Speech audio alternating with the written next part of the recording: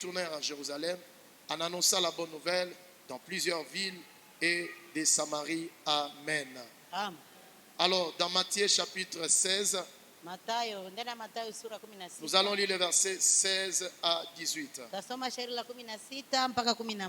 Je lis encore au nom de Jésus-Christ. La Bible nous dit, Simon Pierre répondit, tu es le Christ, le Fils du Dieu vivant. Jésus, reprenant la parole, lui dit, tu es erré Simon, fils de Jonas, car ce ne sont pas la chair et le sang qui t'ont révélé cela, mais c'est mon Père qui est dans les cieux. Et moi je t'ai dit que tu es Pierre, et que sur cette pierre je bâtirai mon église, et que les portes du séjour de mort ne prévaudront point contre elle. Amen. Amen. Matthieu chapitre 9. Nous allons lire le verset 35 à 36. Jésus parcourait toutes les villes et le village, enseignant dans les synagogues, prêchant la bonne nouvelle du royaume et guérissant toute maladie et toute infirmité. Voyant la foule, il fut ému de compassion pour elle, parce qu'elle était languissante et abattue, comme de brebis qui n'ont point de berger. Amen. Amen. Le sous-thème que j'aimerais aborder dans ces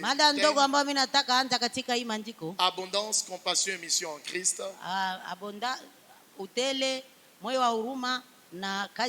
Et le sous-thème que Dieu a placé dans mon esprit pour nous édifier,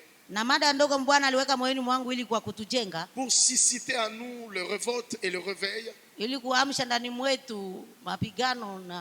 pour susciter à nous le réveil et le révolte pour la cause du royaume de Dieu, pour susciter à nous le désir de Dieu, la soif de Dieu, et le sous-thème que Dieu a placé, le voici. Le cœur, fondement d'une compassion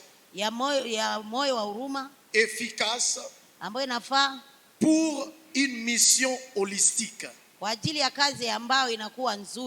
Le cœur, fondement d'une compassion efficace pour une mission holistique.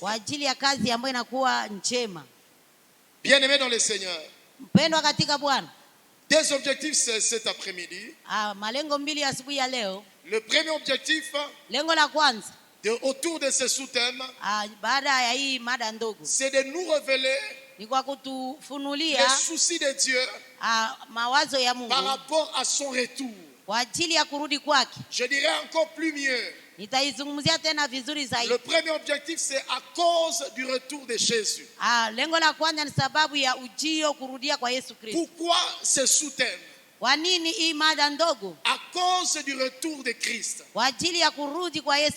Le cœur, fondement d'une compassion efficace.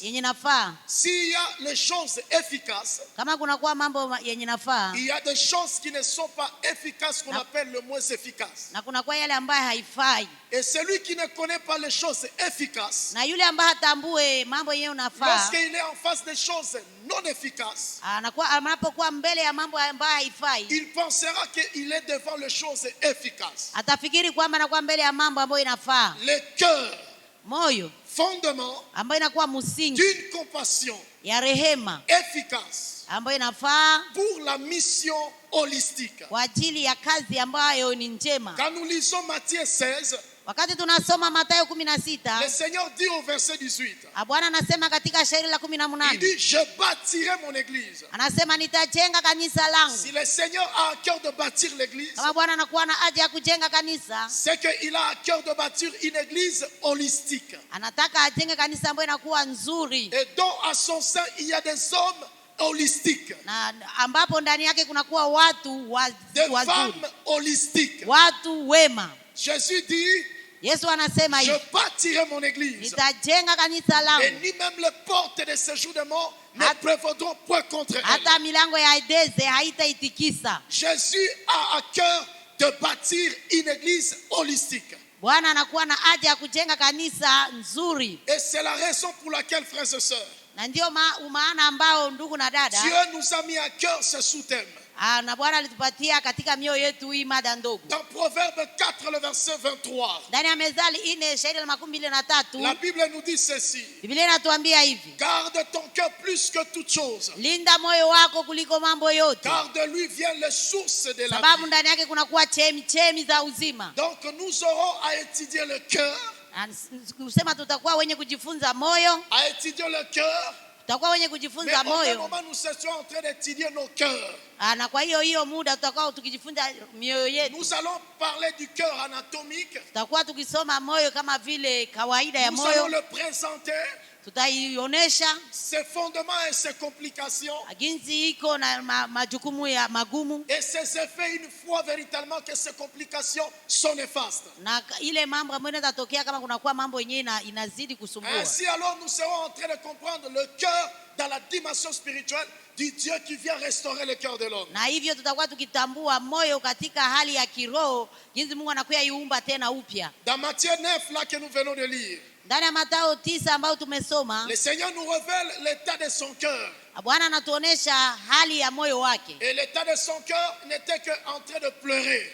Na moyo wa Bwana ilikuwa tu ikilia. Voyant les hommes qui étaient au devant de lui. Akitazama watu ambao walikuwa mbele yake. Il fut ému de compassion. Alijaa na moyo wa huruma. Et il voyait les hommes et les femmes. Akitazama wanaume na wanawake qui étaient en train d'être diminués dans leur vie. Ambao walikuwa wakipungukiwa katika maisha yao. À la base, ils n'ont pas été créés pour être diminués. Na kwa mwanzo Bwana hakuwaumba ili wakuwe wenye kupungukiwa. À la base, Dieu a créé un homme au-dessus de toute réalité. Kwa mwanzo Mungu aliumba mwanadamu juu ya kila mambo. Et la preuve c'est que Dieu a mis son cœur là-dedans. Na ile moyo Mungu akaitia ndani ya mwanadamu. Et nous voyons Dieu soufflant son esprit en lui. Na tunaangalia Mungu akipulizia pumzi yake ndani ya moyo. Et lorsque l'homme a décidé de suivre le libre arbitre qui n'était pas la volonté de Dieu. Na wakati mwanadamu aliamua kufanya mapenzi haikuwa mapenzi ya Mungu. Nous voyons l'homme diminué. Tukiangalia mwanadamu akipungukiwa. Et à cause de cette diminution, na kwa ile kupungukiwa, la mort a pris place. Kifo ikapata nafasi. À cause de cette diminution, na ile kupungukiwa, le péché a pris place. Dhambi ikapata nafasi. À cause de cette diminution, kwa ajili ile kupungukiwa, la pauvreté a pris place. Umaskini ukapata nafasi. À cause de cette diminution, kwa ajili ile kupungukiwa, la haine a pris place. Chuki ikapata nafasi. À cause de cette diminution, kwa ajili ile kupungukiwa, l'égoïsme a pris place. Kujipendelea ikapata nafasi. À cause de cette diminution, kwa ajili ya kupungukiwa, les mensonges ont pris place. Uongo ikapata nafasi. À cause de cette diminution, kwa ajili ile kupungukiwa, dans 1 Corinthiens 15, ndani ya Wakorintho wa kwanza 15, loué soit Dieu. Mungu asifiwe. Loué soit Dieu. Asifiwe Mungu wetu. Le Seigneur nous révèle encore la volonté de Dieu. Le Seigneur nous révèle par la parole la volonté de son cœur. Mungu ashukuriwe sababu anatufunulia tena kwa umaana wa roho yake katika neno lake. Il nous révèle le second Adam qui est la dimension de son cœur, Jésus. Anatufunulia tena Adamu wa pili ambaye anakuwa sura ya Yesu. Et j'aime ce que le Dieu de la Bible parle. Ninataka ile Mungu anasema ndani ya Biblia. Le premier homme était charnel. Anasema kama mtu wa kwanza alikuwa kimwili, le second est spirituel. Wa pili yeye ni kiroho. Donc tout se résume dans le spirituel. Na yote yanakuwa katika kiroho. Vous ne pouvez pas comprendre la compassion si vous ne la comprenez pas dans le domaine spirituel. Hautaweza kuelewa moyo wa rehema kama uitazame katika kiwango ya kiroho. Je vais présenter le cœur anatomique, mais je vais présenter le cœur restauré spirituel. Na ndio maana nasema nitaonyesha moyo ambao uliumbwa na Mungu na nitaonyesha tena moyo ambao unakuwa katika kiwango ya kiroho. La raison de ce sous-titre c'est à cause du retour de Jésus. Mafundisho ya hii mada ndogo ni kwa ajili ya kurudi kwa Yesu Kristo. Dans Matthieu chapitre 7e. Na ndani ya Mathayo sura 7. Le Seigneur est en train de nous dire. Bwana anaendelea kutuambia. Eh bien, il viendra quand il viendra, il rendra à chacun selon ses œuvres. Atakuja na atalipa kila mtu kadiri ya matendo yake. Les œuvres on les retrouve dans le cœur. Matendo yanaonekana katika moyo. À cause du retour de Jésus-Christ. Kwa ajili ya kurudi kwa Yesu Kristo. Permettez-moi église.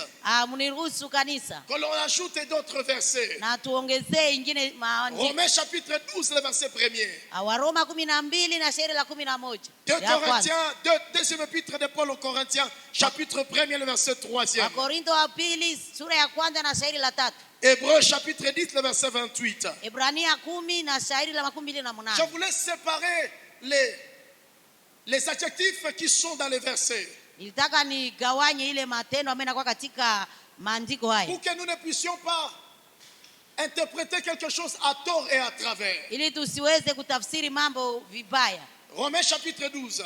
Waroma 12. Le premier verset. Shairi la kwanza. L'apôtre Paul, il écrit à l'église de Rome. Mtume Paulo anaandikia kanisa la Waroma. Et voici ce qu'il nous révèle. Na angalia ile ambayo tufunulia. Il dit, je vous exhorte donc, anasema ninawaonya sasa, frères, wa ndugu, par les compassions de Dieu. Kwa ajili ya moyo wa huruma ya Mungu. L'apôtre Paul nous révèle.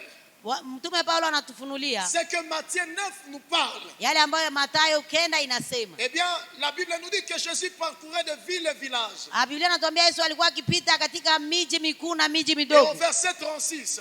Kwa shairi la 36. Il fut émis de compassion. Aliingiwa na moyo wa huruma. Voyant la foule qui était au devant de lui. Akiangalia umati ya watu ambao ilikuwa mbele yake. Voyant les églises qu'il voyait. Alikuwa akiangalia makanisa ambayo ilikuwa ikimfukuza. Voyant les gens qui allaient à l'église et qui sortaient. Aliangalia watu walikuwa wakiingia kanisani na kurudi nyumbani.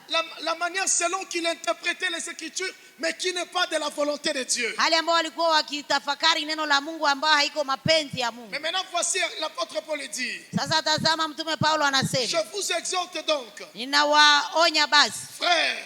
Ndugu. Par les compassions de Dieu. Kwa huruma ya Mungu. C'est-à-dire qu'en Dieu il y a plusieurs formes de compassion. Nikusema ndani ya Mungu kuna kuwa moyo wa huruma nyingi. Donc ça dit que nous pouvons lire un verset. Nikusema tunaweza soma andiko moja. Et que on peut attendre qu'on a écrit la compassion. Na tutasikia kwamba waliandika juu ya moyo wa huruma. Alors il faut se poser la question, il s'agit de quel type de compassion que Dieu voudrait me parler? Inabidi sasa kujiuliza ni moyo gani ya huruma ambao Mungu anataka kunizungumzia. La Bible nous dit par les compassions de Dieu.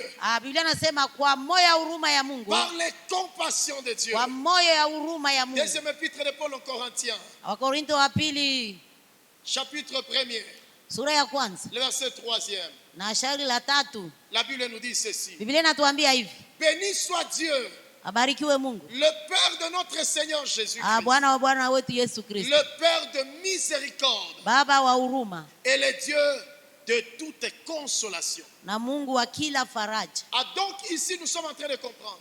Na hapa tuko na kuya kusikia. La Bible nous dit le Père de toute miséricorde. Mungu Biblia inatuambia ni Bwana baba wa huruma zote. Le Père de miséricorde. Baba wa rehema zote. C'est-à-dire que ici dans ce texte, ni kusema katika hii maandiko, la compassion est l'épouse de miséricorde.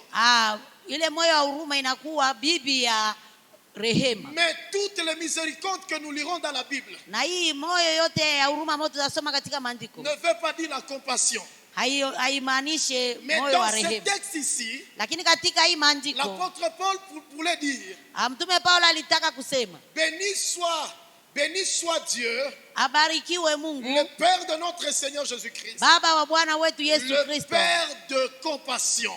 Baba wa moyo wa huruma. Le Père de compassion. Baba wa moyo wa huruma. Hébreux chapitre 10 le verset 28. Waebrania 10:28. Hébreux chapitre 10 le verset 28. Waebrania 10:28. La Bible nous dit ceci. Biblia inatuambia hivi. Le verset 28. Shairi la 28. Il dit, celui qui a violé la loi de Moïse meurt sans miséricorde sur la déposition de 2 ou de 3 témoins. Il dit, celui qui a violé la loi de Moïse meurt sans miséricorde. Nasema yule ambaye anavunja sheria za Musa anakufa bila huruma. Alors par définition, c'est quoi la compassion? Kwa kufafanua sasa ni nini ile moyo au rehema? Parce que dans Romains chapitre 9, nikusema katika Waroma sura 9, on va au verset 15. Tunaenda kwa shairi la 15. On va dire le mot compassion. Wanazungumza neno rehema. Mais ce verset parle de la dimension d'avoir la compassion. Lakini andiko inasema katika kiwango cha kuwa na moyo wa rehema. Quelqu'un peut avoir la compassion mais qui n'est pas la compassion dont Dieu veut parler. Mtu anaweza kuwa na huruma lakini haiko ile rehema zenye Mungu yuko anataka sema sasa. Et nous le verrons dans Acte 8. Tutaitazama katika Matendo 8. Mais maintenant, c'est quoi la compassion? Ni nini sasa yule rehema? La compassion se définit ainsi. Rehema zinatajwa hivi. Endroit où réside la compassion. Katika sheria ambako Endroit. Mahali. Endroit où réside la compassion. Ambako kunakuwa ile moyo wa rehema. La compassion. Rehema. Dont nous sommes en train de parler. Ambao tuko nazungumzia. C'est défini dans ce sens. Inafafanua hivi. Endroit. Mahali. Où réside la compassion. Ambapo kunakuwa rehema. Et c'est la raison pour laquelle Dieu, il m'a mis à cœur de parler les cœurs. Na ndio maana ndio sababu Mungu alinitia moyoni kusema kwa ajili ya moyo. Moyo le cœur fondement d'une compassion efficace. Moyo msingi wa kweli pour une mission holistique. Kwa ajili ya kazi ambayo inakuwa njema. Alors la compassion c'est défini comme endroit où réside la compassion. Compassion inafafanuziwa kwamba ni mahali ambapo kunaishi kunakuwa ile rehema. En deuxième lieu, la compassion elle est définie comme une émotion. Mara ya pili, kwa jambo la pili inafafanuliwa kama vile hisia. Elle est définie comme une émotion. Hisia. Ou comme émotion. Kama vile hisia. C'est-à-dire que si la compassion veut dire endroit où réside la compassion. Ni kusema kama ile rehema inakuwa mahali kwenye kunakuwa ile moyo wa huruma. Elle est définie encore comme émotion. Inakuwa kama kufafanuziwa kama vile hisia njema. L'émotion se trouve quelque part. Ile hisia inakuwa katika mahali fulani. Elle se définit comme la manifestation. Inafafanuziwa kama vile tena muonesho. La manifestation de pitié. Muonesho wa huruma. La manifestation de pitié. Muonesha huruma. C'est la raison pour laquelle le Seigneur m'a conduit à parler du cœur. Na ndio maana Bwana aliniongoza kuzungumzia moyo. Alors frères et sœurs dans le Seigneur. Ndugu na dada katika Bwana Yesu. Les cœurs fondements. Moyo msingi. Dans Actes des Apôtres 8. Katika Matendo ya Mitume 8. Là où nous avions lu. Ambapo tulisoma. Il est question des disciples. Ni habari za wanafunzi. Pierre et Jean et les autres. Yohane, Petro na wengine. Ils étaient en mission apostolique. Walikuwa katika kazi ya kitume. Beaucoup de choses se sont accomplies. Mambo mengi ilifanyika. Et la Bible nous dit. Na Biblia inatuambia ya kwamba. Il s'est présenté un homme qui s'appelait Simon. Ilionekana mbele yao mwanaume ambaye aliitwa Simoni. Qui n'est pas le Simon Pierre, disciple du Seigneur. Ambaye si yule Simoni Petro mtume wa Yesu Kristo. Mais qui est un homme ambaye ni mtu qui habitait un lieu ambaye alikuwa anaishi mahali fulani. Mais dont nous allons parler de lui dans la profondeur. Ambaye tutazungumzia kwa ajili yake katika undani. La Bible nous dit. Biblia inatuambia hivi. Lorsque Simon vit que le Saint-Esprit était donné par imposition de main des apôtres. Wakati Simoni aliona kwamba Roho Mtakatifu amegawanyika katika watu kutiliwa mikono na mitume. Il offrit de l'argent. Alikuja watolea pesa. Dans Romains 9:15. Ndani ya Waroma 9:15. On parle de la compassion. Tunazungumziwa ndani ya moyo wa rehema. Je venais de vous dire que non, on peut avoir la compassion mais qui n'est pas la compassion qui vient du cœur. Nimewazungumzia kwamba mtu anaweza kuwa na moyo wa huruma lakini haiko ile ambayo inatoka ndani ya moyo. En disant accorde-moi aussi ce pouvoir. Akiwaambia mnipatie pia na mimi ile mamlaka. Donc ici nous sommes en train de comprendre déjà. Nikusema hapa tuko na kuya kuelewa sasa. C'est que il y a des personnes ya kwamba kuna kuwa watu qui ont un style de vie ambao wanakuwa na namna ya maisha qui se trouvent en train d'exercer dans des missions. Ambao iko nakuwa kama ikitenda katika kazi. Mais leur cœur lakini mioyo yao est loin de ce que Dieu souhaitait. Inakuwa mbali na ile Bwana alikuwa akitamani. La Bible nous dit en disant accorde-moi aussi ce pouvoir. Biblia inatuambia alikuwa akisema mnipatie mimi pia ile uwezo. Afin que celui à qui j'imposerai le main. Ili kila yule yote ambaye nitawekea mikono. C'est-à-dire que ce qui vient du fond de son cœur. Ni kusema yale ambayo ilikuwa nakitoka ndani ya moyo wake. Eh bien est tout autre que ce que Dieu demanderait à un homme. Ni inakuwa mbali na ile ambayo Mungu alitaka ndani ya mtu. C'est que lui l'exercice qu'il serait en train d'effectuer. Ni kusema kazi yenyewe alikuwa yeye angetaka afanye. Et loin de la volonté de Dieu. Ilikuwa mbali na mapenzi ya Mungu. Et la Bible nous dit. Na Biblia inatuambia hivi. Mais Pierre lui dit.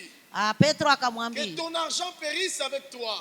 franga yako ipotelee mbali nawe. Puisque tu as cru que le don de Dieu s'acquiert au prix d'argent. Sababu unaamini kwamba zawadi ya Mungu inapokelewa kwa njia ya pesa. Frères et sœurs dans le Seigneur. Ndugu na dada katika Bwana. Notre Dieu c'est un Dieu abondant. Mungu wetu ni Mungu wa maisha ya utele. Dans l'abondance, il veut que na ndani ya maisha ya utele anatamani qu'il y ait de chrétiens, kwamba kuwe wa Kristo, qu'il y ait des avocats, kuwe watetezi, qu'il y ait de médecins, kuwe waganga, qu'il y ait des cordonniers, kuwe washona viatu, qu'il y ait de magasiniers, kuwe wenye kuchuruza, qu'il y ait des enseignants, kuwe walimu, qu'il y ait des professeurs, kuwe walimu wakuu, qui croient que notre Dieu c'est un Dieu qui nous veut dans l'abondance. ambao wataamini ya kwamba Mungu wetu anatutaka katika maisha ya utele. Lorsqu'ils auront cru à ça, wakati wataamini kwa hayo, ils croiront aussi également, wataamini pia, et que notre Dieu ya kwamba Mungu wetu c'est un Dieu qui nous veut pleinement dans la compassion. Ani Mungu mwenye anatutaka katika maisha ya Parce moyo wa que le but rehema. de Dieu, Sababu maandiko ya c'est de Mungu, bâtir une église efficace, lengo la Mungu ni kujenga kanisa linalofaa, accomplissant une mission holistique. akitimiza kazi ya ajabu. La mission holistique, Kazi nzuri ya ajabu elle touche notre esprit, inagusa roho zetu, elle touche notre âme, inagusa mioyo yetu, elle touche notre corps. inagusa mili yetu. La mission holistique Kazi ambayo ni njema dont Jésus nous parle, ambayo Yesu Kristo anatuzungumzia, elle permet inaruhusu de rendre à un lieu, inaruhusu kufanya nafasi, de faire un lieu kufanya nafasi habitable pour la gloire du Seigneur. ikaliwe kwa ajili ya utukufu C'est ya Mungu. quoi une mission holistique? Ni nini kazi ambayo inafaa? Cette mission holistique, Ile kazi njema elle permet pour la gloire de Dieu, inaruhusu kwa utukufu ya alors Mungu, que nous sommes ici sur la terre, ingawapo tukiwa hapa de duniani, permettre à inatuwezesha ce que plusieurs personnes ya kwamba watu wengi accèdent à la gloire wafikie ile utukufu par l'évangile. katika kupitia C'est quoi Injili. accéder à la gloire? Ni nini kufikia ile utukufu? C'est être des personnes Ni kukuwa watu qui répondent, ambao wanajibu, peu importe les lieux ou l'endroit là où ils se trouvent, ingawapo mahali gani wanapatikana, répondent aux besoins de Dieu. wanajibu kwa mapenzi ya Mungu. Parce que le souci de Dieu, Sababu haja ya Mungu c'est de bâtir une église efficace. ni kujenga kanisa ambalo linafaa. Et lorsque ces hommes et ces femmes Na wakati hao wanaume na hao wanawake viennent de leur couche wanatokea ngambo na pour ngambo se réunir à un lieu, kwa kukusanyika mahali pamoja, ainsi alors le nom de Dieu est élevé. na hapo jina la Bwana linainuliwa. La Bible nous montre ici alors Na Biblia inatuonesha hapa sasa qu'il y a un homme ya kwamba kulikuwa mtu qui mmoja est allé chercher Dieu, ambaye alienda tafuta non Mungu, pas avec le cœur dont Dieu souhaite, pasipo ile moyo ambayo Mungu alitamani, mais avec un cœur de manipulation. lakini ile moyo ya kuchezesha La chezesha. plupart des chrétiens que nous sommes, Watu wengi, Wakristo wengi, nous venons à Dieu tunakuja kwa Mungu non pas en cherchant ce cœur dont Dieu nous parle. hatutafuti ile moyo ambayo Bwana anatuzungumzia, Le cœur ici dont Dieu souhaite que nous comprenions. ile moyo ambayo Bwana anatamani Mais tuelewe. la plupart de nous, Lakini wengi katikati nous yetu venons avec un cœur contraire. tunakuja na moyo tofauti, Et pourtant, le souci de Dieu, ijapokuwa lengo la Mungu c'est que nous ayons le fondement, tukuwe na misingi, mais une fois le fondement, tukiwa na qui est misingi la base de la compassion. ambayo inakuwa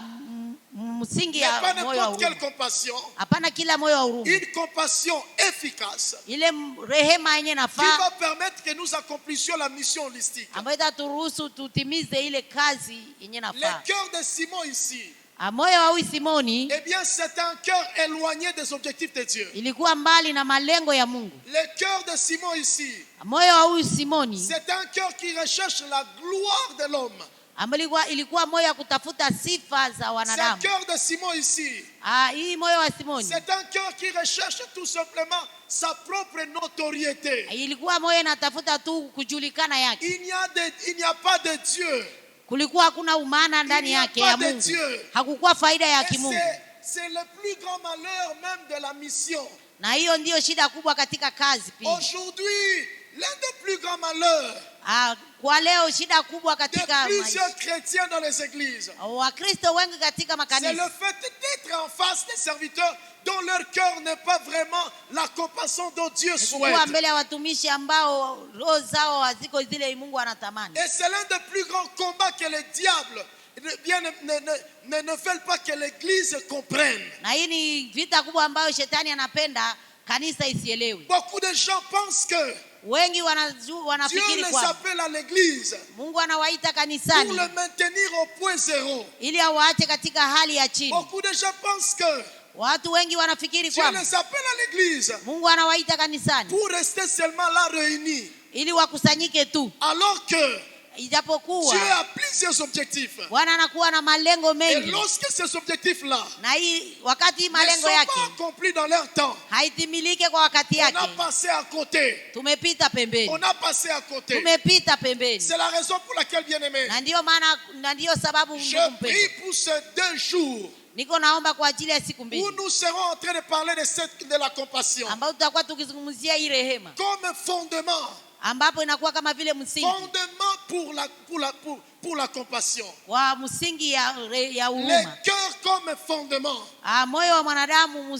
Fondement pour la compassion. Eh bien, pour accomplir la mission holistique. L'homme de Simon, il est venu chercher l'onction. Non pas avec une bonne intention. Frères et sœurs, avec quelle intention tu es en train de vouloir entrer dans ce mariage? Frères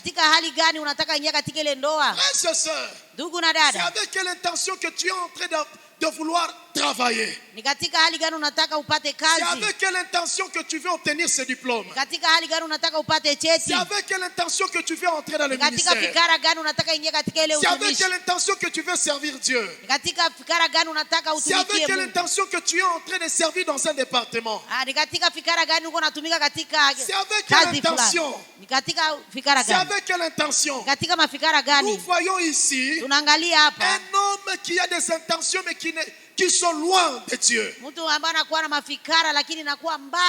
Pendant que je priais, je méditais avec ce texte. J'ai compris pourquoi l'apôtre Pierre lui a dit que ton argent périsse avec toi. C'est avec quelle intention que tu donnes ton offrande? C'est avec quelle intention que tu le fais? C'est avec quelle intention que tu donnes ta dîme? C'est avec quelle intention que tu veux servir Dieu? Nous le voyons ici. Il donne non pas avec l'intention pour glorifier Dieu, mais c'est l'intention de corrompre. C'est avec quelle intention que tu veux rester devant Dieu? C'est avec quelle intention que tu viennes prier? C'est avec quelle intention que tu cherches Dieu? C'est avec quelle intention que tu veux te convertir? J'ai rencontré une dame. Comme je ne cesse toujours de vous dire, je suis le prédicateur des humains. Alors j'ai rencontré une dame, un monsieur aussi. Je veux donc utiliser et que vous ne pensez pas que non, ça s'est passé seulement chez les dames, mais aussi également chez les hommes. Eh bien, de tous les deux, voici ce qui était leur intention. Tellement qu'il a échoué à rattraper la sœur dans les quartiers. C'est-à-dire qu'il a dragué dans les quartiers plusieurs jours, plusieurs mois. Eh bien, la sœur a été catégorique. Elle a dit que moi, je suis chrétienne. Je ne peux pas ôter mes habits, peu importe à quoi. Même si je suis en retard, même si tout le monde s'est marié. Mais moi, je ne peux pas aller sous prétexte que ceci ou cela. Alikuwa anatongoza dada moja mjini, lakini dada alikuwa akihakikisha Ukristo wake. Alikataa, anasema siwezi kuvua mavazi yangu hata nimechelewa nyumbani, mimi ni Mkristo, na alikataa. Alors que tellement que ces garçons pensaient qu'il est le seul à faire tomber les filles. Na jinsi huyu kijana alikuwa anafikiri kwamba yeye ndiye anaweza kuangusha wasichana wote. Il a les stratégies pour le faire tomber. Alikuwa na mbinu za kuangusha. Eh bien, il a décidé. Aliamua sasa de se convertir, mais qui n'est pas une bonne conversion. Aliamua sasa kuokoka, lakini haikuwa wokovu ya kweli. Eh bien, et quand la sœur l'avait vu donner sa vie au Seigneur, na wakati ule msichana alimuona amepatia Yesu maisha yake, il a dit, Donc, il commence à être chrétien. Yule binti alifikiri akaanza sema kwa kweli anaanza kuwa Mkristo. Ça devient intéressant maintenant. Asa anaanza mfurahi. Après kisha quelques mois, kisha miezi fulani, après une année, kisha mwaka, ce garçon était là lucide. Alikuwa kanisani akitumika. Mais ses intentions ce n'était pas de se convertir. Lakini mafikara yake haikuwa ya kuokoka. Tout ce qu'il a fait c'est qu'il a roulé tout le monde. Yale alifanya alikuwa il a pensé rouler Dieu. Alikuwa anadanganya, aliwaza anadanganya na Mungu. Il a pensé rouler l'église. Aliwaza anadanganya na kanisa. Il a pensé même rouler le pasteur. Aliwaza anadanganya pia mchungaji. Mais tout ce qu'il ne le savait pas. Lakini yale ambayo alikuwa anafahamu. La Bible nous dit ne se moque pas de Dieu. Biblia nasema haumzihaki Mungu. C'est que l'homme sème. Yale mtu anayopanda. Il le moissonne toujours. Ataivuna. Et de même aussi également une sœur a fait la même chose. Na huyu dada naye alifanya hii mambo hivyo hivyo. Tellement que elle réussissait à faire tomber plusieurs hommes. Jinsi huyo msichana naye alikuwa na uweza kuangusha kila mume. Et il y avait aussi également un frère qui lui aussi également il disait moi je ne peux pas à aucun moment. Na kanisani kulikuwa ndugu ambao alikuwa anasema siwezi anguka, siwezi fanya mambo mabaya. Et lui elle aussi elle s'est fait passer dans ce même sens. Nayo ilipitikana katika hiyo hali vile vile. Mais comme Dieu il est bon. Lakini kama vile Mungu ni mwema. Comme Dieu il n'aime pas qu'on puisse se jouer. C'est pourquoi la Bible nous dit je bâtirai mon église et ni même les portes de séjour de mort ne prévaudront pas contre elle. Na kama vile Mungu hapendi watu wacheze na kanisa, na kama vile alisema nitajenga kanisa langu hata milango ya Deza haitaitikisa. Alors un bon jour. Siku nzuri. Après de longs jours et années. Akisha siku nyingi na kisha miaka. Une parole fut prêchée. Neno lilihubiriwa sasa. Du haut de la chair.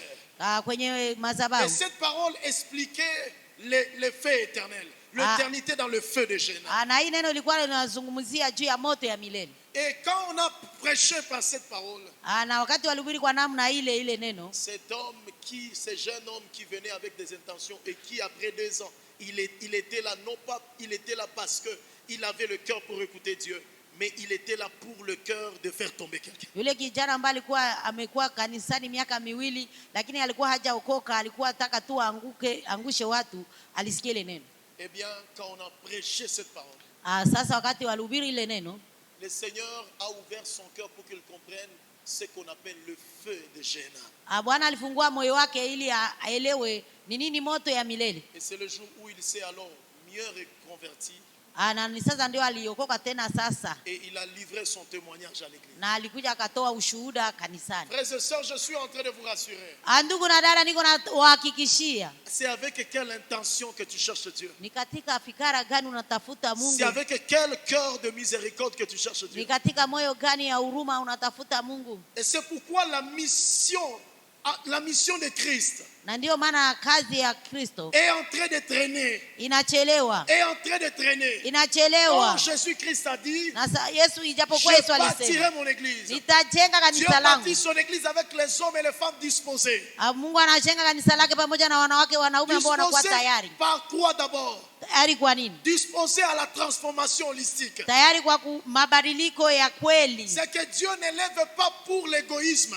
Mungu hajengi katika mais Dieu élève pour laisser un héritage. Lakini Mungu anainua kwa kuacha urithi. Dieu élève pour laisser un héritage. Mungu anainua kwa kuacha urithi. Parce que c'est au travers de l'héritage que l'on est censé reconnaître une génération. Tunabidi tutambue kizazi. Et cet héritage, na hiyo urithi, elle est holistique. Ni ya mzuri. Elle élève des hommes et des femmes. Inainua wanaume na wanawake. Comme Joël nous dit. Kama vile kitabu ya Yoeli inatuambia. Le Seigneur fait cette promesse. Bwana anafanya hii ahadi. Il dit je répandrai de mon esprit sur toute chair. Anasema nitamwanga roho yangu kwa watu wote. C'est-à-dire que le souci de Dieu c'est de réunir, c'est d'appeler les hommes à l'église. Kusema fikara za Mungu ni kuita watu kanisani. De les enseigner dans la profondeur. Na kuwafundisha katika ukweli ndani. Lorsqu'ils partent dans leur lieu de travail. Ili wakirudi katika nafasi zao za kazi. Ils deviennent des hommes et des femmes holistiques. Wawe watu wazuri mahali popote. Parce que le souci de Dieu, sababu fikara ya Mungu, c'est de bâtir une église. Ni kujenga kanisa. Dont les portes de séjour de mort. Ambapo milango ya Deza. Ne prévaudront point contre elle. Haitatikisa hiyo kanisa. Non pas des personnes qui y pensent. Hapana wale watu ambao wanafikiri. On sert Dieu parce qu'on a échoué. Tunatumikia Mungu juu tulishakosewa. On sert Dieu parce qu'on n'a rien à faire. Tunatumikia Mungu juu hatuna vya kufanya. Mais on doit servir Dieu premièrement parce que on a compris le cœur de Dieu. Dieu ne peut pas élever des hommes et des femmes qui n'ont pas encore compris son cœur. Notre Dieu, c'est un Dieu d'héritage. Et il veut élever des structures comme héritage pour permettre de confondre le système du diable qui bien évidemment s'élèvera pour tenter soit peu de tromper plusieurs. Matthieu nous révèle que le diable a des missions. Mathayo anatufunulia kwamba shetani anakuwa na kazi. Matthieu nous révèle que le diable a des missions. Mathayo anatufunulia kwamba shetani anakuwa na kazi. Et les missions de Satan s'accomplissent aussi également dans des saisons. Na kazi ya shetani inatimilika kwa nyakati. Or le souci de Jésus-Christ c'est d'établir des structures dans les saisons pour contrecarrer la mission du diable. Na fikara ya Mungu ni kuendelea kuinua kazi yake ili vunje kazi za shetani. Je lis même dans Luc chapitre 4. Ninasoma hata katika Luka 4. La Bible nous dit que Satan est allé, il a dit que non, je reviendrai à un autre moment. Kusema shetani, Biblia inatuambia shetani aliondoka lakini akifikiria kurudia kwa wakati mwingine. C'est-à-dire que Jésus était une miraille, une forte miraille pour empêcher la mission de Satan. Ni kusema Yesu alikuwa kibambasi kikubwa ili kuzuia kazi ya shetani. Frères et sœurs, ndugu na dada, nous n'avons pas idée. Hatufahamu. L'église n'a pas été élevée pour maloniser les gens. Kanisa alikuinuliwa ili kuchezesha watu. Jésus n'a pas bâti son église. Yesu hakujenga kanisa lake. Jésus n'est pas mort et ressuscité. Yesu hakukufa na kufufuka. Pour réunir les gens et les maloniser seulement. Ili kukusanya watu na kuwachezesha. Rien que dans les fausses prophéties. Hapana katika maunabii ya uongo. Rien que dans les choses qui les limitent. Hapana katika ile mambo ambayo yanawazuiza. Ça ce n'est pas Jésus. Huyo haiko Yesu. Jésus a dit ceci. Yesu alisema hivi. Je bâtirai mon église. Nitajenga kanisa lake. Et ni même les portes de séjour de mort. Hata milango ya Hades. Ne prévaudront pas contre elle. Haitaitikisa. Je vous dis ici. Ninasema. L'église c'est la plus grande organisation. Kanisa ni muungano mkubwa. De tout l'univers. Katika ulimwengu wote. Où Dieu vient stocker sa sagesse. Ambapo Bwana anakuja kuweka hekima yake. Stocker sa sagesse. Ambapo Bwana anakuja kuweka hekima yake. C'est pour confondre la fausse sagesse du diable. Ili kutofautisha ile. Ainsi donc, quand l'église aura compris ça, des hommes et des femmes, chacun proportionnellement par rapport à la taille de son cœur, ils vont maintenant se mettre à disposition pour que Dieu travaille leur cœur. C'est pourquoi Dieu a dit même d'Abraham. Alors qu'Abraham pensait qu'il est prêt pour faire quelque chose. Wakati Abrahamu alikuwa tayari kufanya jambo fulani. Dieu lui a dit, attends, il faut que tu te circoncis d'abord. Mungu alimwambia ngoja, inabidi kwanza utahiriwe. Même si que la douleur était si grande. Hata kama maumivu itakuwa kubwa. Mais Dieu a dit, j'attendrai d'abord que la douleur finisse. Mungu alisema nitangoja kwanza maumivu yako ipone. Je m'occuperai du reste, mais au moins que d'abord que tu comprennes l'importance de cette douleur-là. Nitajisumbukia na ingine, lakini kwanza wanjeelewa umaana ya ile maumivu. Le cœur fondement. Moyo msingi. Le cœur qui est le fondement. Moyo ambao inakuwa msingi. D'une compassion efficace. Ya rehema yenye nafaa. Pour la mission holistique. Kwa ajili ya kazi njema. La mission de Jésus c'est une mission holistique, frère. Kazi ya Yesu Kristo hapa duniani ni kazi. C'est cette mission qui élève des structures pour combattre tout ce qui est diabolique. Ni ile kazi ambayo inainua mataifa ili kupigana na kazi za shetani. Cette mission holistique c'est celle qui prépare des hommes et des femmes qui seront prêts au combat. Ile kazi njema ni ile ambayo inatayarisha wanaume na wake ambao watakuwa tayari kwa kupigana. C'est cette mission holistique qui élève des femmes, des hommes et des étudiants et des étudiantes qui sont prêts pour le combat. Ni ile kazi ambayo ni njema, inakuwa kazi ambayo inainua wanawake na wanaume wasomi wote kwa kupigana vita. À la mission holistique. Ni kusema kupitia hiyo kazi. Dans les derniers temps, katika siku za mwisho, le diable cherchera à corrompre l'intelligence. Shetani atatafuta ili kuiba akili. Si nous en tant qu'église, hata vile kwa kanisa, nous n'avons pas une bonne université, kama tukue na chuo cha kabambi cha kizuri, comment nous allons contrôler l'éducation et l'enseignement qu'il faut donner? Namna gani tutachunguza mafunzo na maelezi ambayo inabidi kupata? Je m'étonne alors. Ninashangaa sasa. Les gens sont à des endroits. Watu wanakuwa katika maeneo. On les fait boire de l'eau. Wanawapatia kila siku maji. Et pourtant ils ont un cerveau. Na wanakuwa na bongo. Et je vous dis toujours, na ninawaambia kila siku, notre cerveau et le cerveau des Américains c'est le même. Bongo yetu na bongo ya wa Marekani ni moja. Ton cerveau et le cerveau des Chinois c'est le même. Hii bongo yetu na bongo ya wa Chinois ni moja. Mais regarde, lakini tazama, le retard qu'il y a c'est compliqué. Ile kuchelewa ambayo inakuwa il n'y a aucun pays ici sur la terre qui n'a pas été colonisé excepté seulement l'Éthiopie. Hakuna nchi ambayo haikukuwa katika ukoloni kutosha tu Seulement Éthiopie. Quand je lis l'histoire des nations, c'est seulement Éthiopie qui a résisté à ses colonisateurs. Wakati nasoma historia ya mataifa ni Ethiopia ambayo haikukuwa katika ukoloni. Mes frères et sœurs, ndugu na dada, quand dirons-nous lorsque le diable va élever ce système dans le temps? Tutasema nini wakati shetani atainua hali zake katika serikali? Des personnes pensent que na watu wanafikiri kwamba la Bible est contre la mission holistique.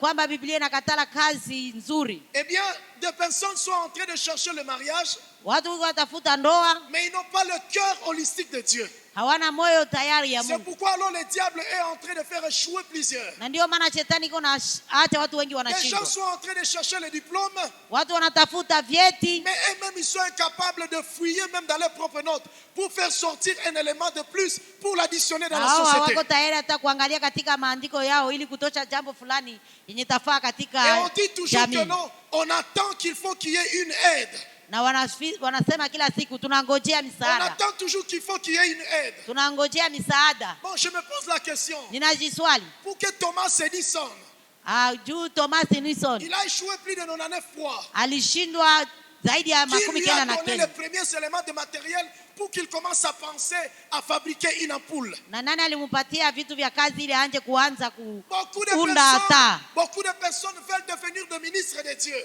Watu wengi wanataka kuwa watumishi wa Mungu. Mais avec de mauvaises intentions. Pamoja na mafikara mabaya. Intention seulement c'est de rationner les gens. Watu ni kutaka tu kutumikisha watu. Intention seulement c'est que on s'approprie de vestes. Watu wanataka tu wakwe na makoti. Intention seulement on s'approprie pour dire tout simplement que non, servez-nous. Wanapenda tu watumikishe watu wa kuwatumikia tu. Servez-nous. Mututumikie. Servez-nous. Mututumikie. Servez-nous. Mututumikie. Servez-nous. Mututumikie. Des choses qui n'est même pas bibliques. Mambo ambayo iko ya kibiblia. Mais je m'étonne aussi également. Ninashangaa tena zaidi. C'est que c'est ça ce qu'apparemment les gens aiment. Na ile ndio watu wanataka sana. C'est ça ce que les gens aiment. Na hiyo ndio watu wanatamani. Je m'étonne. Ninashangaa na ninashangaa. Il y a une forme de faire tomber les gens. Unakuwa hali ya kuangusha watu. Et où les gens sont là. Na watu iko mali hapo. hapo. Les gens ne veulent même pas lire la Bible. Watu hawataki hata kusoma maandiko. Les gens ne veulent même pas comprendre la Bible. Watu hawataki kuelewa Biblia. Voici ce qu'ils disent. Sikia ambao wanafikiri. Non, je n'arrive pas à comprendre. Sielewi mambo haya. Si tu dis que tu n'arrives pas à comprendre. Kama ukisema hauelewi. Et même dans ta vie personnelle. Na ndani ya maisha yako kipekee. Est-ce que tout ce que tu as commencé à le comprendre? Yale yote ulianzisha ulikuwa ukijua? Je pose même cette question. Ninauliza hata hii swali. Comme ça m'arrive, je voulais quand même pousser ça. Kama Samari nataka uliza hivi. Voici la question. Sikia ulizo. Quand vous lavez de l'eau vos enfants. Wakati mnanausha watoto. Pour qu'ils partent à l'école. Ili waende shuleni. Pour qu'ils deviennent ce qu'ils doivent devenir. Ili wakuwe jinsi watakuwa. Est-ce que vos enfants là à la maison? Kweli watoto wenu wale nyumbani. Ils connaissent ce à quoi est composé de l'eau. Wanajua. L'eau est composée avec quoi? Wanatambua kama maji inaundwa na nini. Allô. Quand vous lavez vos enfants à la maison. Wakati mnanawisha watoto nyumbani. Est-ce qu'ils savent ce à quoi l'eau est composée ou avec quoi l'eau est-elle composée? Wanafahamu maji imeundwa na nini? Allô. Est-ce qu'ils le savent? Wanaifahamu. Mais la question que je vous dis, est-ce qu'ils ne deviennent pas propres? Nani ninawauliza hawakuwa safi. Après que vous les ayez lavés, est-ce qu'ils ne deviennent pas propres? Hawakuwa safi wakati mnaonawisha. De même alors. Na hivyo. Dieu n'attendra pas que tu comprennes toute la Bible. Mungu hata ngoja uelewe Biblia yote mzima. Mais Dieu attendra que tu lises la Bible. Lakini Mungu anangoja usome Biblia. Dieu attendra que tu lises la Bible. Mungu anangoja usome Biblia. D'ailleurs, il y a la plupart de vous ici. Hata wetu wengi mali hapa. Est-ce que vous savez c'est à quoi est composé de l'eau? Na nyinyi mnajua maji imeundwa na nini? Mais vous voilà, vous êtes lavé, vous êtes venu propre. Ona mlinawa na mlikuwa safi. Mais maintenant quand il est question de la Bible. Wakati sasa ni Biblia. Je ne la comprends pas d'ailleurs. Quand on commence matière, on me dit généalogie et puis je saute la généalogie, ça va me donner quoi? Wakati wanasema jua Mathayo kuzaliwa kwa Yesu, itaniambia tu te laves et tu deviens propre et tu n'as jamais dit l'eau va me donner quoi? Pourquoi me laver? Oh, c'est seulement une semaine. passe en cours de route, on va te traiter de qui? Kama haunawe watakusema huko mtu gani? Mwenda wazimu. Vous voyez comment est-ce que vous-même vous rabattez votre vie et vous êtes en train de chercher. Non, Dieu, donne-moi le travail. Dieu, fais-moi entrer dans le mariage. Dieu, donne-moi les enfants. Dieu, donne-moi le ministère. Dieu, mais Dieu s'étonne. Dieu, il s'étonne. Dieu, il s'étonne. Dieu, il s'étonne. Tu veux tout simplement déranger les gens. Le seul verset que tu connais, c'est Jean 3,16. Et tu veux tout simplement, non, mutoke koule, mutoke mutuachi efasi. Akuachi efasi gani? Tu as des intentions mauvaises.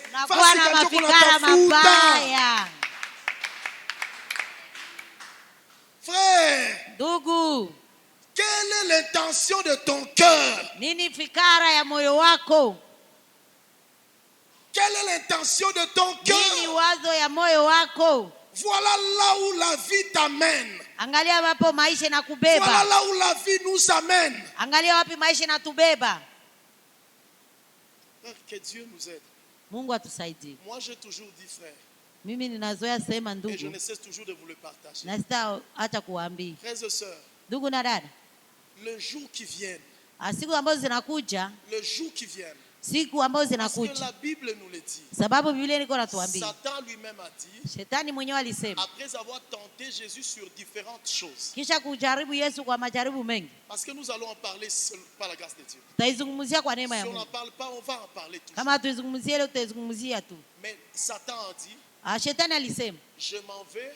Ninaenda. Et je veux revenir à un autre moment. Nitarudia tena kwa wakati kwa muda mwingine. Si nous n'avons pas bien compris le temps. Kama tuelewe bien. Kama tuelewe bien wakati na nyakati. Comme lui, il ne veut pas que l'homme reste dans sa posture. Ili kwa jinsi shetani hataki mwanadamu abakie kama msimamo wake. Or nous avons le Saint-Esprit pour nous aider à comprendre par la parole de Dieu les signes et les temps.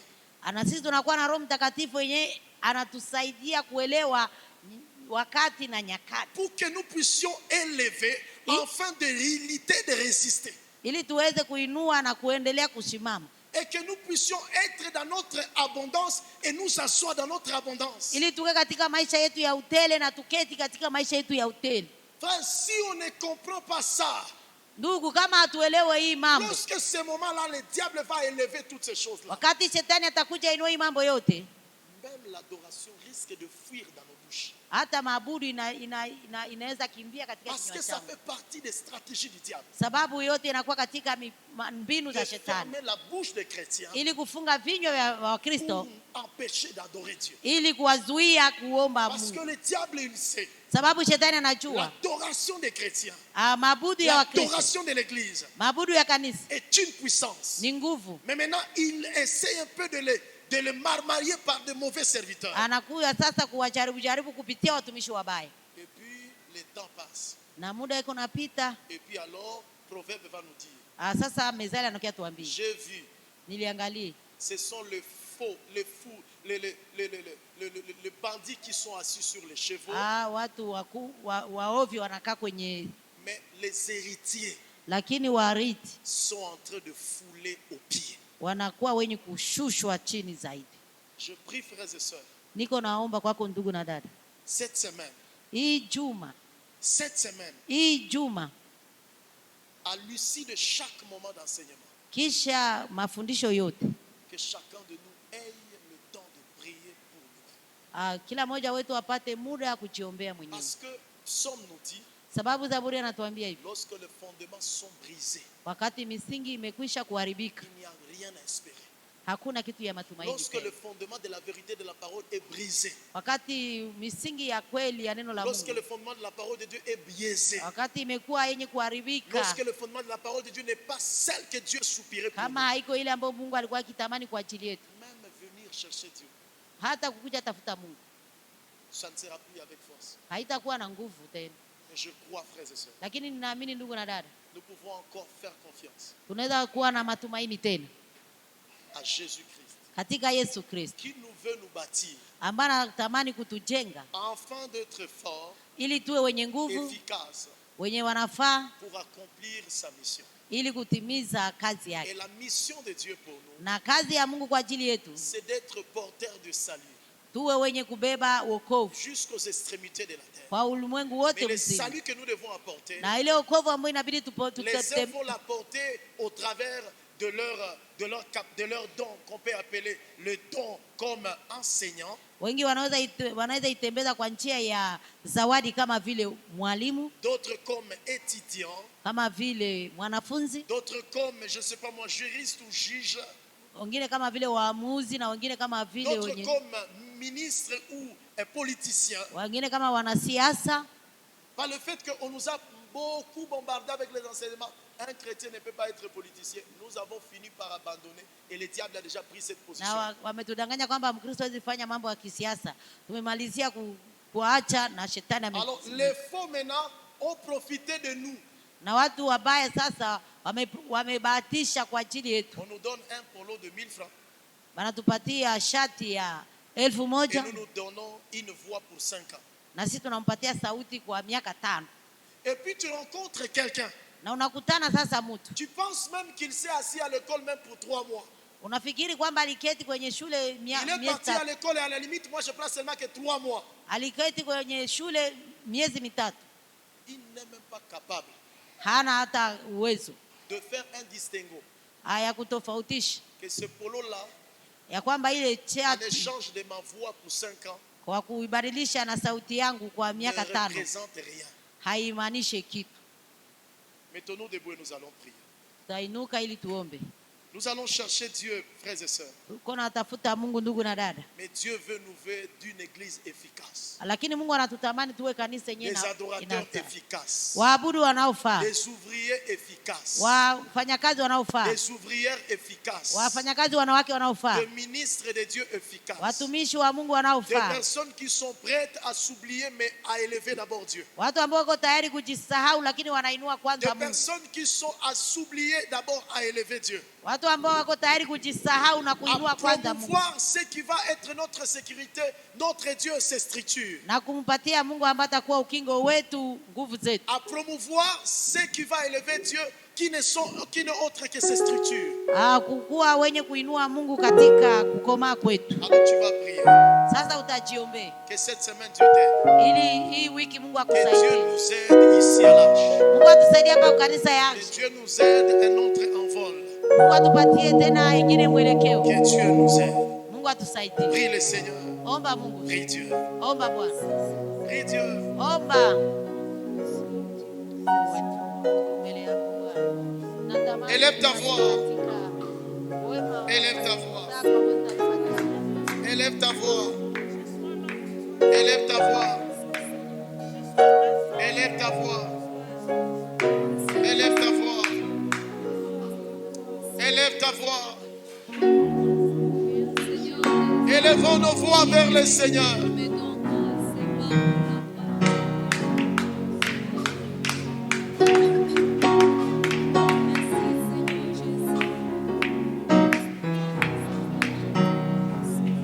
Élevons nos voix.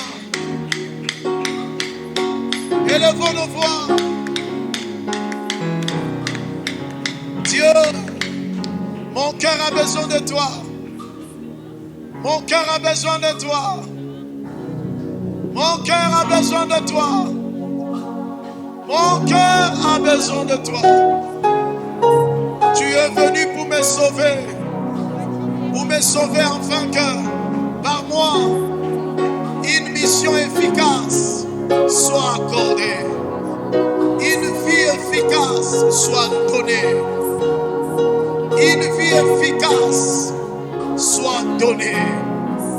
N'est-il pas écrit? Le monde attend avec un ardent désir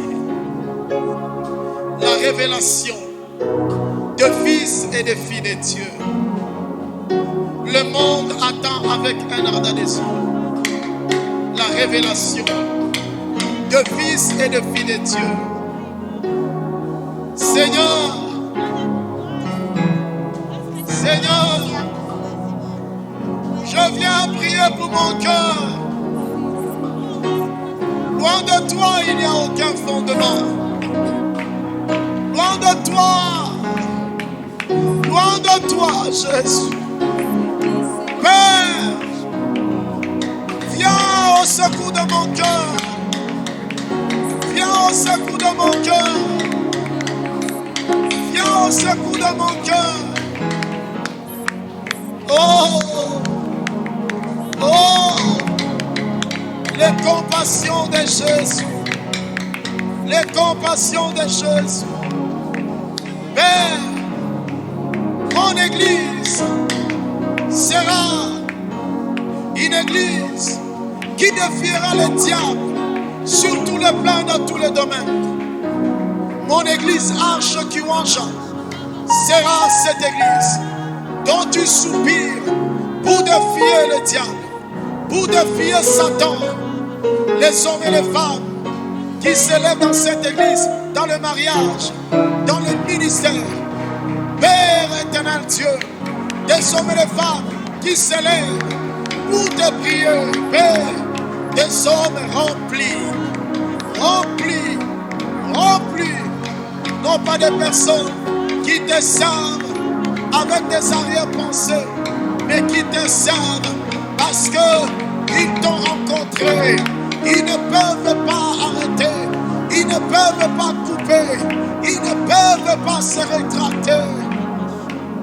Oui, bien-aimé, tu as besoin de toi, tu as besoin de toi, tu as besoin de toi, de toi.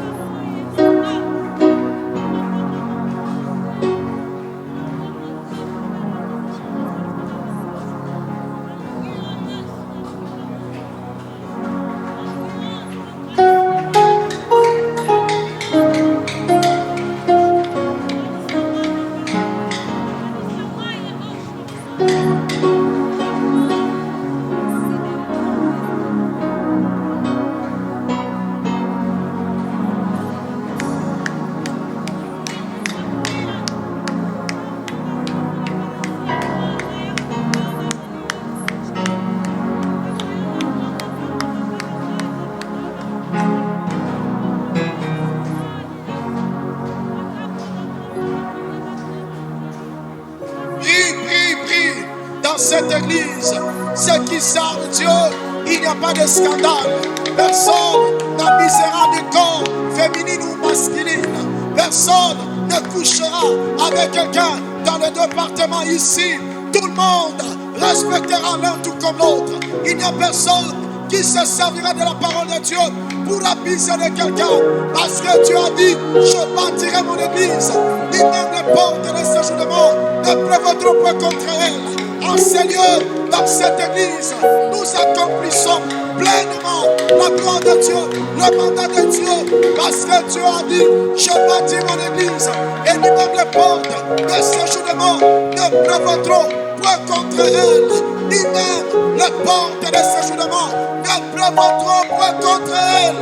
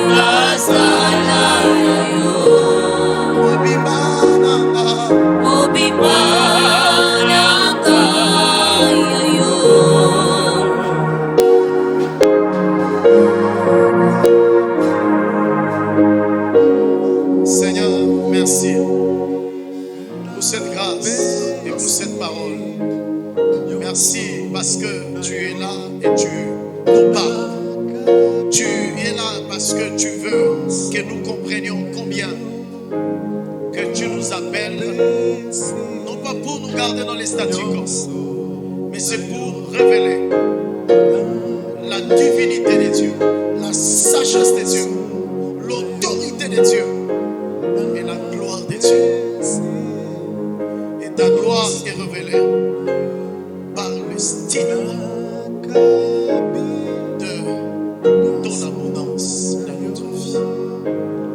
Père, tout cœur, ce soir, nous sommes venus au devant de toi. Tu m'as défié par ta parole. Pendant que je rentre, je ne rentre pas tête courbée, mais je rentre tête élevée. Parce que tu me révèles les choses attachées à mon avenir. Père, désormais, je serai en train de venir en Seigneur pour te prier, non pas comme une victime, mais te prier comme héritier du royaume de Dieu. Père, désormais, quand je serai en train de venir prier ici dans ma famille, église Arche, pour la gloire de Dieu, Père, c'est pour qu'ensemble, que dans les cieux, sur la terre et sous la terre, Père, qu'il soit connu que nous avons rencontré les dieux immortels, les seigneurs invincibles, les tout-puissants, l'inégalable, les ressuscités du troisième jour, les rejetés des Capernaum. Père, bénis chacun de nous. Et nous voulons continuer dans ce programme de jeûne et de prière, mais enseignement. Fais-nous grâce. Au nom de Jésus-Christ. Amen. Amen. Confessons la grâce. Oui, le bonheur et la grâce m'accompagneront tous les jours de ma vie. Et j'habiterai dans la maison jusqu'à la fin de mes jours avec ma vie abondante. Amen. Que Dieu te bénisse.